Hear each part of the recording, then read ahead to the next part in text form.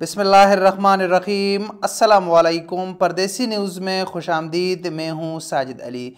बांग्लादेश के दारुल खिलाफा ढाका में वाक़या सऊदी सफारतखाने ने कल 28 जून 2021 बरोज़ पीर से गैर मुअय्यना मुद्दत तक एम्बेसी बंद करने का ऐलान कर दिया है। ये ऐलान उस वक़्त सामने आया जब पिछले 10-15 दिनों से बांग्लादेश में कोरोना वायरस के केसेस में इजाफा हुआ है, तो बांग्लादेशी हुकूमत ने पूरे मुल्क में लॉकडाउन का ऐलान कर दिया है।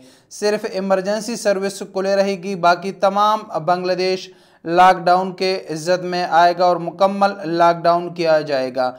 पिछले अगर हम जून की बात करें तो जून के शुरुआत से ही बांग्लादेश में कोरोना वायरस के केसेस में इजाफा सामने आया है और 25 जून तक उसकी अपडेट सामने आई है। 25 जून को बांग्लादेश में तकरीबन 5,869 केसेस सामने आए हैं और इसमें बदतरीज इजाफा हो रहा है।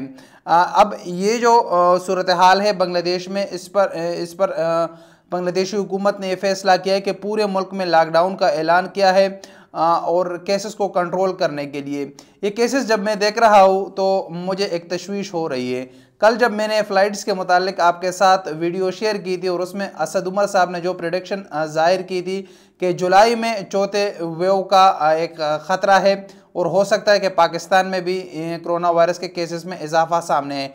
तो अगर हम पिछले चंद दिनों की रिपोर्ट देखें तो सऊदी अरब में भी केसेस में इजाफा सामने आया है, इस तरह बांग्लादेश में भी, बाकी भी यूके में भी कोरोना वायरस के केसेस में इजाफा आया है। और अगर हम कल के पाकिस्तान की कोरोना वायरस की केसेस देखें तो उसमें भी थोड़ा सा इजाफा सामने आया है, जो कि आज से 2 दिन पहले ये 1.93 के रेशो से था और कल जो केसेस सामने आए हैं उसकी रेशो 2.02 हो चुका है।